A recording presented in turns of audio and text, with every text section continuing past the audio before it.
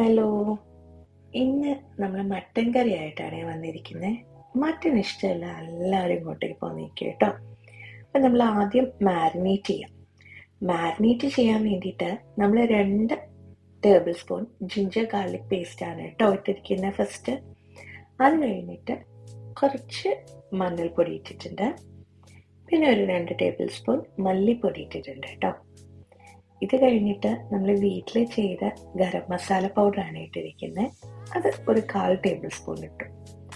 അത് കഴിഞ്ഞിട്ട് അത്യാവശ്യം നന്നായി പേപ്പർ പൗഡർ ഇട്ടിട്ടുണ്ട് കേട്ടോ. ഇതിനകത്ത് നമ്മൾ മുളക് പൊടി യൂസ് ചെയ്യുന്നില്ലേ. അപ്പം ഇതെല്ലാം ഇട്ടതിന് ശേഷം നമ്മൾ ഇനി അടുത്ത സ്റ്റെപ്പ് എന്ന് പറഞ്ഞാൽ നന്നായിട്ട് മിക്സ് ചെയ്യുക എന്നുള്ളതാട്ടോ. അപ്പോൾ നിങ്ങളൊക്കെ എങ്ങനെയാ കൈകൊണ്ട് മിക്സ് ചെയ്യാൻ ഇഷ്ടപ്പെടുന്ന ആൾക്കാരാണോ? ആണെങ്കിലും അല്ലെങ്കിലും കൈകൊണ്ട് നന്നായി മിക്സ് ചെയ്ത് കഴിഞ്ഞാൽ അതിൽ നന്നായിട്ട് പിടിക്കുകയും.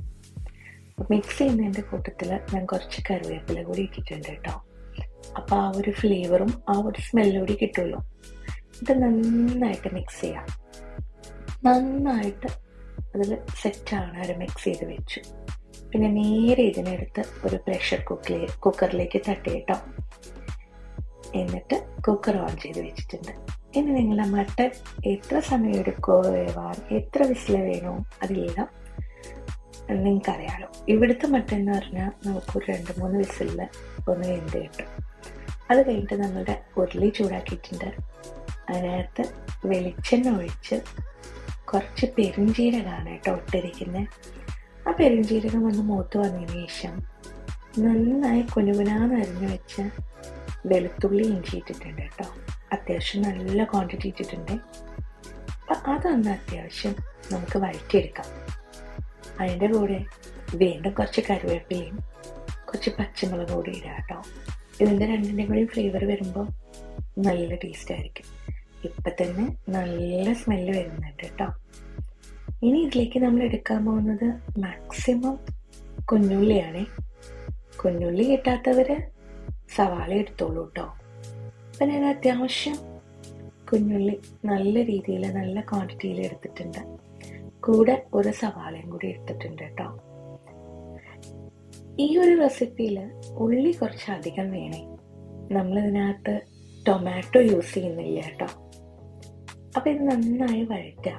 നന്നായി എല്ലാം മിക്സ് ചെയ്ത് നന്നായി വഴറ്റിയെടുക്കണേ. ഇത് അത്യാവശ്യം നന്നായി വഴണ്ടി വരുമ്പോൾ വീണ്ടും ഞാനൊരു 2 പച്ചമുളക് ഇട്ട് കൊടുത്തിട്ടുണ്ട്. അതുകൂടി ഇതിൻ്റെ കൂടെ നന്നായി വഴറ്റിയെടുക്കുക കേട്ടോ. നല്ല ബ്രൗൺ ആയിട്ട് വരണം. അത്യാവശ്യം ഒരു ബ്രൗൺ കളർ ഷെയ്ഡിൽ വരുന്ന വരെ നന്നായി വഴറ്റാം. കുഞ്ഞുള്ളി നന്നായി വഴറ്റുമ്പോഴേ നല്ല ടേസ്റ്റാണ്. പിന്നെ ഇതൊരു മെഡിസിൻ പോലെ നമുക്ക് ഇങ്ങനെ ഡെലിവറി ഒക്കെ കഴിഞ്ഞ് കിടക്കുന്നവർക്ക് നമ്മൾ മട്ടൻ്റെ എല്ലാ പാർട്സും കഴിക്കണം പറയില്ലേ. അപ്പോൾ ഇതുപോലെയൊക്കെ ഉണ്ടാക്കി കഴിഞ്ഞാൽ ഇഷ്ടമില്ല എന്നല്ല, സ്മെല്ലൊക്കെ ഇഷ്ടമില്ലാത്തവർക്കൊക്കെ ഒന്ന് മാറ്റിപ്പിടിക്കും. അപ്പോൾ ഒന്ന് ട്രൈ ചെയ്ത് നോക്കൂ കേട്ടോ ഈ റെസിപ്പി. ഇത് അത്യാവശ്യം നന്നായി വഴണ്ടി വന്നിട്ടുണ്ട്. വീണ്ടും കുറച്ച് നേരം കൂടി ഞാൻ വെച്ച് വഴറ്റുവാണ് കേട്ടോ. ആ ഒരു ഓയിലൊന്ന് മേലിലേക്ക് ഇങ്ങനെ കാണുന്ന പോലെ വഴറ്റിയെടുക്കുക. കണ്ടോ, ഓയിൽ കാണാൻ തുടങ്ങിയില്ല. ഇനി നമ്മൾ അതിലേക്ക് മീറ്റ് മസാലയാണ് കേട്ടോ ഇടുന്നത്. മീറ്റ് മസാല മാത്രം ഇട്ട് നന്നായി മിക്സ് ചെയ്തെടുക്കുക. അതും ഒന്ന് ചൂടായി അതിൻ്റെ ആ പച്ചമണം പോണ വരെ നന്നായിട്ട് എടുക്കുക. അധികം ഒന്നും ഞാൻ മസാല ഇട്ടിട്ടില്ല.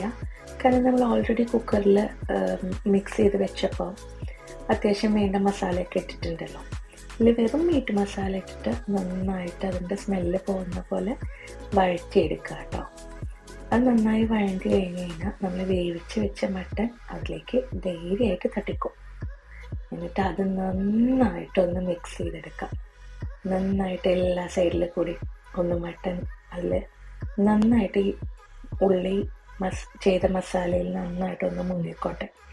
അത്യാവശ്യം നന്നായിട്ട് ചെയ്തതിന് ശേഷം ഇതുപോലെ വരട്ടിയെടുക്കുക.